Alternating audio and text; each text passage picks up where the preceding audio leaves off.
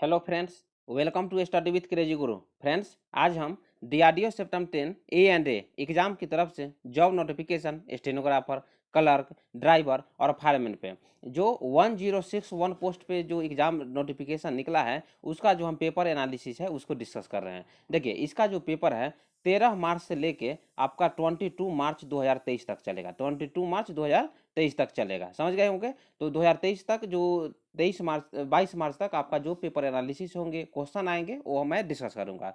तो देखिए, 20 मार्च 2023 को जो शिफ्ट वन में क्वेश्चन पूछे गए हैं वो आज हम डिस्कस करेंगे, समझ गए होंगे। उसके बाद इस एग्जाम का ओवरव्यू दे दें। इसमें 75 क्वेश्चन रहते हैं, 1 आवर का एग्जाम है और इसमें निगेटिव मार्किंग नहीं है। तो आपको क्या है, 75 का 75 क्वेश्चन करना है। जितना क्वेश्चन आपसे हो सके वो तो करना ही है, लेकिन लास्ट तक आपको क्या 75 टिक करके ही आना है, समझ गए ना। मतलब 75 करेक्ट करके आना है, याद रखिएगा।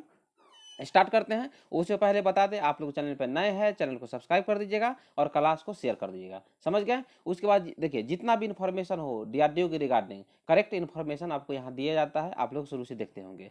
तो देखिए, जो 20 मार्च 2023 में जो फर्स्ट शिफ्ट में हुआ है 4-5 क्वेश्चन ही है। उसके बाद हम 19 मार्च जो 2023 को जो मतलब थर्ड शिफ्ट में क्वेश्चन पूछे गए थे, स्टूडेंट किस तरह भेजे थे उसको मैं बताऊंगा। और आप लोगों को भी जो 20 मार्च 2023 का जो फर्स्ट शिफ्ट का क्वेश्चन याद होगा तो आप लोग उसी तरह कमेंट में लिख दीजिएगा। तो स्टार्ट करते हैं।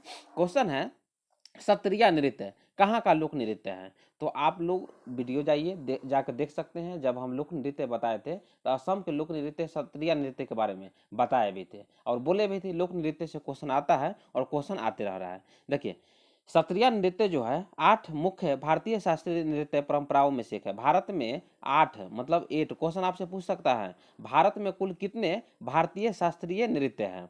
तो कितने हैं, 8 है, ये याद रखिएगा। उसमें से असम का जो शास्त्रीय नृत्य है उनमें से एक है। क्या है इसमें, वर्ष 2000 में इस नृत्य को भारत के 8 शास्त्रीय नृत्यों में से सम्मिलित होने का गौरव प्राप्त हुआ।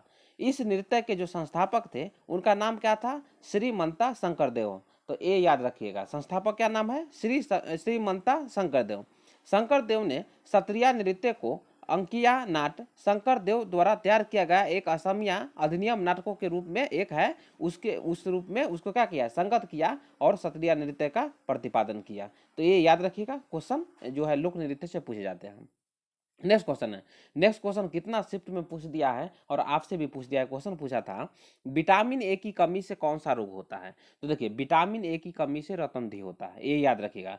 तो क्या होता है, रतौंधी होता है। रतौंधी में क्या होता है, रात में दिखाई देने में आपको मुश्किल हो जाता है। यदि आपको रात में दिखाई देने में थोड़ा मुश्किल हो जाए तो आप समझ जाइएगा कि आपको रतौंधी हो गया है, ये याद रखिएगा। उसके बाद इसमें क्या है, आंख के सफेद हिस्से में धब्बे हो जाते हैं और तथा कॉर्निया, जो कॉर्निया होता है सिकुड़ना स्टार्ट हो जाता है या उसको सूखना स्टार्ट हो जाता है। इसके बाद कॉर्निया में घाव भी हो जाते हैं और अपारदर्शी हो जाते हैं। अपारदर्शी मतलब आप लोग मतलब आर पार नहीं देख सकते हैं, मतलब आप रतौंधी में रात में नहीं देख सकते हैं, समझ गए होंगे। उसके बाद आपको बता दें, क्वेश्चन जो है विटामिन से क्वेश्चन पूछा जाता है, तो थोड़ा इसके बारे में बता दें। एनालिसिस जो करवाए थे उसमें भी बताए थे, थोड़ा आज भी बता दें। देखिए, विटामिन की खोज किसने की थी, फंक के द्वारा 1911 ईस्वी में की गई थी, ये याद रखना है आपको। उसके बाद आपको विटामिन बी और विटामिन सी याद कीजिएगा। विटामिन बी और सी जो है जल में घुलनशील होता है। उसके बाद ए डी ई के जो है वसा में घुलनशील होता है, याद रखिएगा। तो विटामिन बी सी किस में घुलनशील होता है, जल में घुलनशील होता है। उसके बाद जितना भी विटामिन है वो वसा में घुलनशील होता है, ये समझ गए होंगे। उसके बाद थोड़ा बता दें, विटामिन ए की खोज किसने की थी, मैक्लूलन ने किया था। उसके बाद इसका रासायनिक सूत्र पूछ देगा, तो इसका रासायनिक सूत्र रेटिनॉल है। और इसकी जो कमी से क्या हो जाता है, रतौंधी हो जाता है। तो इससे बचने के उपाय क्या है, आप पपीता खाइए, गाजर खाइए, मछली तेल खाइए, सब्जी खाइए, ये सब खाने से विटामिन ए से बच सकते हैं। तो उसी तरह आप विटामिन ए से के तक आप जो हम एनालिसिस करवाए हैं देख लीजिएगा। नेक्स्ट क्वेश्चन पे आते हैं। नेक्स्ट क्वेश्चन आया था, लाइम सोडा का रासायनिक सूत्र क्या है। देखिए, लाइम सोडा का जो रासायनिक सूत्र है CaHNaO2 है, ये तो आप लोग जानते ही होंगे। नेक्स्ट क्वेश्चन पे आते हैं।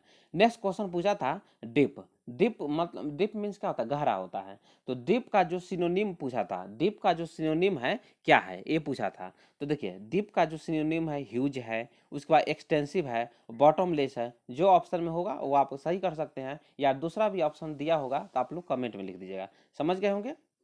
उसके बाद देखिए ये 19 मार्च का है। उससे पहले बता दें, देखिए कुछ स्टूडेंट मैसेज भी किए थे, सर क्वेश्चन पूछा था एक जनसंख्या घनत्व पूछा था। देखिए 2011 की जो जनसंख्या घनत्व था, सबसे अधिक जनसंख्या घनत्व जिस राज्य में था उस राज्य का नाम क्या था, बिहार था। याद रखिएगा, तो बिहार था। उसके बाद आपको बता दें, देखिए क्वेश्चन हम जो लाए हैं ना, आपका 19 मार्च 2023 को जो थर्ड शिफ्ट में क्वेश्चन पूछे गए हैं उसके बारे में थोड़ा सा हम आपको विशेष जानकारी बता दें। क्योंकि देखिए 20 मार्च 2023 को जो फर्स्ट शिफ्ट में क्वेश्चन लिखे गए हैं, तो आप इसी तरह कमेंट में लिख दीजिएगा। तो ये कौन स्टूडेंट भेजे हैं, देखिए आशीष उपाध्याय जी भेजे हैं, तो आप लोग भी थैंक यू बोल सकते हैं। देखिए क्वेश्चन किस तरह लिख दिए हैं और आंसर भी दे दिए हैं, तो आपको जो थर्ड शिफ्ट में उसमें भी बता दिए हैं और थोड़ा इसमें भी आपको डिस्कस करते हैं। देखिए क्वेश्चन था आर्टिकल 20A शिक्षा मतलब शिक्षा से क्वेश्चन पूछा था। तो देखिए इसमें आर्टिकल 20A में क्या था, आर्टिकल 20A जो है उसमें 86वां संविधान संशोधन 2002 में लाया गया था। कितना बार आपको क्लास में बता दिए हैं।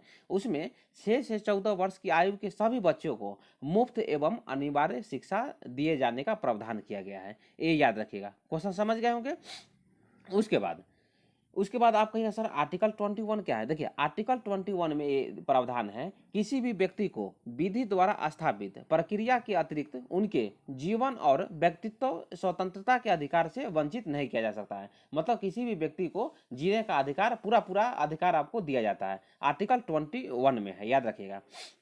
नेक्स्ट क्वेश्चन आपसे पूछा था, नेक्स्ट क्वेश्चन क्या था, देखिए नेक्स्ट क्वेश्चन जो क्वेश्चन आया था आपका, आया था फेलिबल। फेलिबिल फेलिबिल का एंटोनिम पूछा था। तो बोलिए सर फेलिबिल, फेलिबिल का हिंदी मीनिंग हो जाता है अविश्वसनीय होता है, अविश्वसनीय, जिस पर विश्वास न कर सके, अविश्वसनीय। तो इसका जो एंटोनिम पूछा था, तो इसका एंटोनिम क्या हो जाएगा। देखिए इसका एंटोनिम जो होगा, जैसे में परफेक्ट हो सकता है, डिवाइन हो सकता है, या इनफेलिबल हो सकता है। तो ये आपको याद रखना है। नेक्स्ट क्वेश्चन आपसे पूछा था, देखिए क्या पूछा था, देखिए नेक्स्ट क्वेश्चन आया था सुवेनियर। सुवेनियर का आपका जो करेक्टली वर्ड पूछा था, तो बोले थे ना करेक्टली वर्ड आपसे क्वेश्चन पूछा जाता है। सुवेनियर का जो करेक्टली वर्ड पूछा था, इसका करेक्टली वर्ड देखिए लिख लीजिएगा, SOUVENIR, सुवेनियर। सुवेनियर का मीनिंग क्या हो जाता है, सुवेनियर का मीनिंग हो जाता है निशानी बोलिए, या यादगार होता है। ये याद रखना है। नेक्स्ट क्वेश्चन देखिए, नेक्स्ट क्वेश्चन आपको सब बता दिए हैं। एक क्वेश्चन आया था महात्मा बुद्ध से। देखिए महात्मा बुद्ध से हम एक लेक्चर भी ला चुके हैं, जैन धर्म और बौद्ध धर्म से। नेक्स्ट शिफ्ट में आपका पेपर हो, नेक्स्ट डेज में एग्जाम हो, तो देख के जाइएगा। क्वेश्चन आता है, क्वेश्चन आया था, देखिए महात्मा बुद्ध ने प्रथम जो उपदेश दिया था, ज्ञान दिया था, कहाँ दिया था। देखिए कितना मतलब महत्वपूर्ण क्वेश्चन है, आपको पहले भी बताए थे। तो कहाँ पे दिया था, सारनाथ में दिया था। देखिए ये स्टूडेंट भी सारनाथ लिखे हैं, सारनाथ में दिए हैं।